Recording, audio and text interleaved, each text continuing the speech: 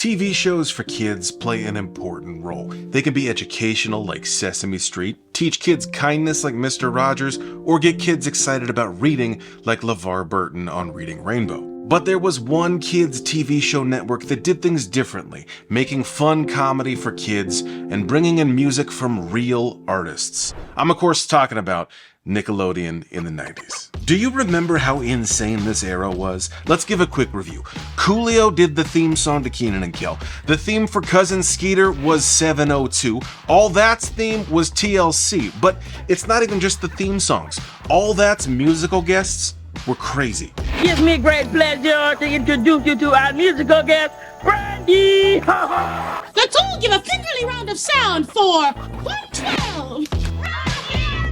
LL Cool J. A Tribe Called Quest. But, Okay, sure. One large round of sound for our musical guest, Erykah Badu.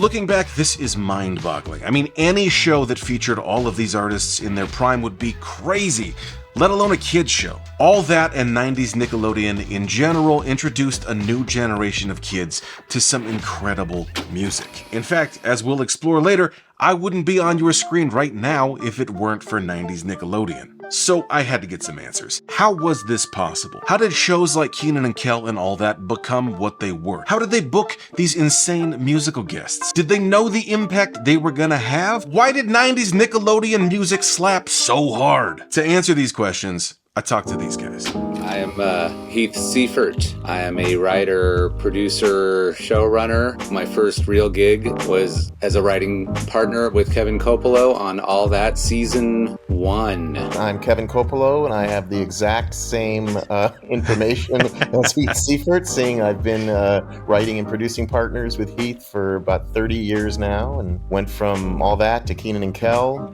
We helped Cousin Skeeter get off the ground back then. Co-wrote the first Good Burger movie. We have recently written the Good Burger 2 sequel. From a comedic perspective, was there a process in coming up with stuff? Because like I said, I watched the show as a kid. So the only reason I know who Ross Perot is because of All That.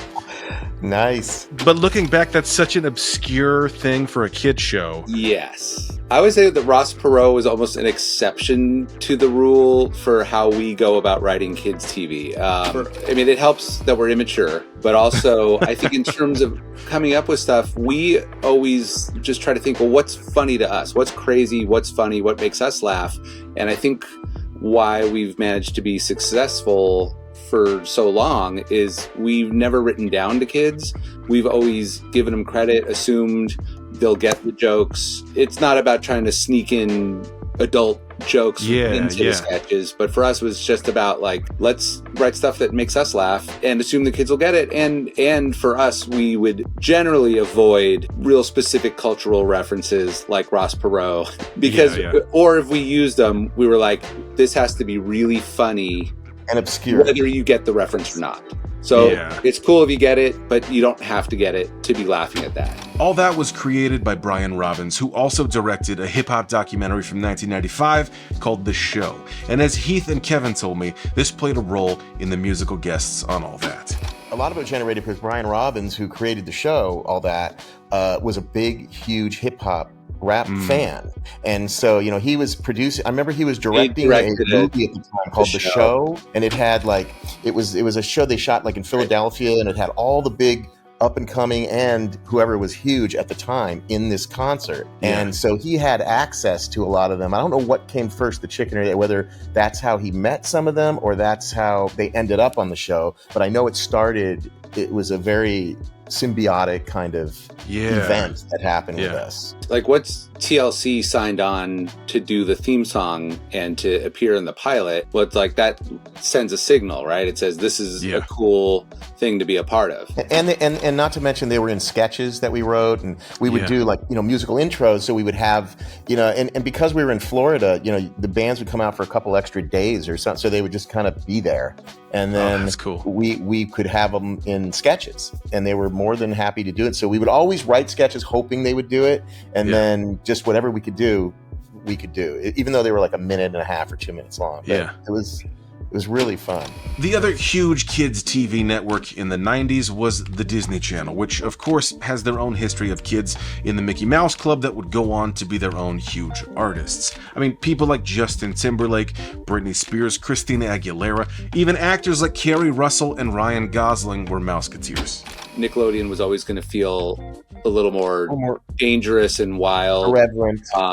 We knew even just from like the casting of the show, it was important to have a cast that the audience could see themselves reflected up on the screen. And I think that was similar with the music, that we wanted it to be music that people were actually listening to, you know? Speaking of like the musical guests on all that, it's too lengthy to go through the entire thing. It's but crazy. TLC, Brandy, Aaliyah, Coolio, Blackstreet, Usher, Naughty by Nature, Run DMC, Faith Evans, LL Cool J, Tribe Called Quest, 112, Nas, Heavy D, MC Light, Erykah Badu, Mace, Busta Rhymes, Outkast, Lauryn Hill. It goes on and on and on and on and on. Brian had his own production company at the time, so he had somebody. Remember Tracy Sullivan used to get a hold of the. She had a lot to do with the music. I know. Yeah, one of his producers, and she was a producer on the show. She was just in charge of music, and she would reach out to a lot of these, record labels at the time. They had all these labels, and try to get some artists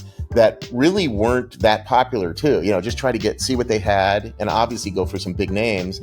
And then getting them to Florida was another issue, because we shot the first 2 seasons in Florida. We got really, really great people, and then after that, I think once we started getting a lot of people, the label started calling the show and saying, hey, how about debuting this song, or what about, this? Do you guys have any crazy stories from musical guests that you A, remember, and B, can share publicly? Yes, there's some weird ones, like that I can't remember the group or the band. Like we had a lot of, like when in Florida, for instance, because the bands were kind of stuck. It wasn't to dinner with us after, because so we'd go out to dinner with everybody. We'd always had this like a standing dinner at this crab shack place. We'd have these long tables, and we'd all sit there, and we were like, did we have dinner with Destiny's Child? I mean, I don't know. I don't remember. It was all a big. They would all be staying at the Peabody Hotel, and inevitably after the crab shack, we'd go back to the Peabody for drinks. Yeah, Coolio, who was a great friend of the show, obviously, he did a whole crossover thing with us with Kenan and Kel. So I guess we were shooting on the lot at Universal Studios in Florida and Orlando. So we were literally connected in part of the studio tour. So at any time of the day, any of us could go into the park and go on a ride just with our badge, and just get to the front of the line and just go on anything we wanted to do, and then come back. And so I guess this one day we were doing like rehearsals, and they would have sound checks and stuff. And Coolio, and I guess he had a small posse with him, he wanted to go into the park. And so he just went on his own and decided, as being a nice guy, he took one of the little kids that was one of the extras with him. And no one knew. He didn't tell anybody? He didn't tell anybody. So it basically...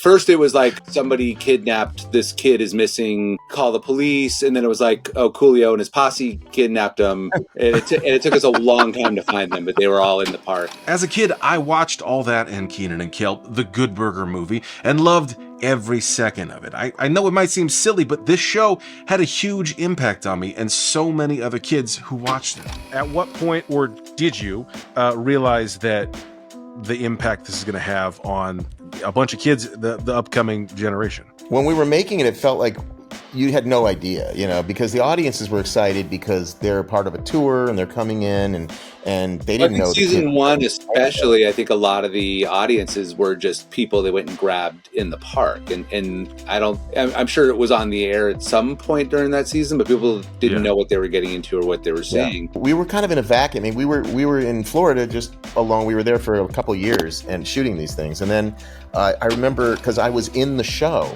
so I went and I walked through a mall once. Kids were recognizing me, and they were coming, and I went, whoa, this show has to be big. If they recognize me, that's insane. That's also pre-social media, pre-internet, so yeah. Ratings is kind of the only things you have to go off of. Yeah. Once we moved the show to LA for season 3, then I think you started seeing like the audiences would be like way like overflowing, and there would just be a demand for tickets, and people wanted to come see a taping. And I remember we would go there and we'd look up. I go, that's Phil Collins with his kids. Like it was just sitting in the audience, not on the show. There was always celebrity. We were bringing the whole world together musically. Seriously, yeah. We had actually had a meeting with Brian Robbins, who is now the president of Paramount. Just out of the blue, he sort of mentioned Good Burger and blah, blah, blah. And we were like, well, we actually have an idea for a sequel. And he's like, well, let's hear it. And so we pitched it, and it just took off that day pretty much. And so we started writing it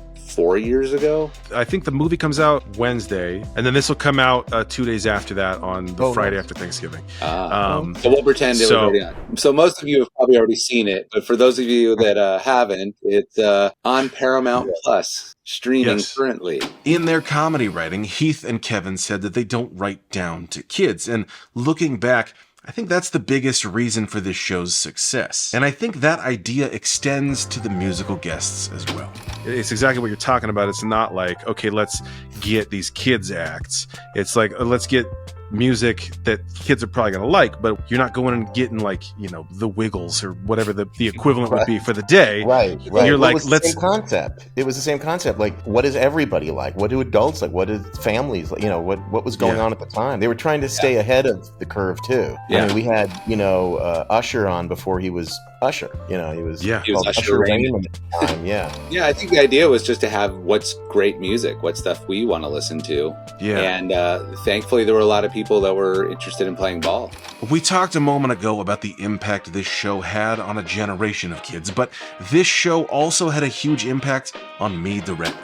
To give you guys a compliment and let you know how impactful it was, I definitely, that was my introduction to a lot of those artists. The thing that I'm doing now with Digging the Greats would not be what it is in any capacity without all that. And then on top of that, I play bass in Nas's live band. That's amazing. Wow. So it's like a full circle thing. I love. Wow. It is a very meaningful show for me. So thank you really guys for 90s Nickelodeon. Whether it was Cousin Skeeter, Kenan and Kel, or all that, it was successful because it didn't talk down to kids. It treated them like real people and brought them into a larger cultural moment, like hip hop and R&B. That's why 90s Nickelodeon music slaps so hard, because it's actually just some of the best music of the 90s. There's one day in particular, November 9th, 1993, just before all that premiered. This is an important day in hip-hop history because two landmark albums were released. Enter the Wu-Tang 36 Chambers by Wu-Tang Clan and Midnight Marauders by A Tribe Called Quest. The group that would later go on to be musical guests on all that. But I'm out of time. For the full story and breakdown of that album, you gotta click here.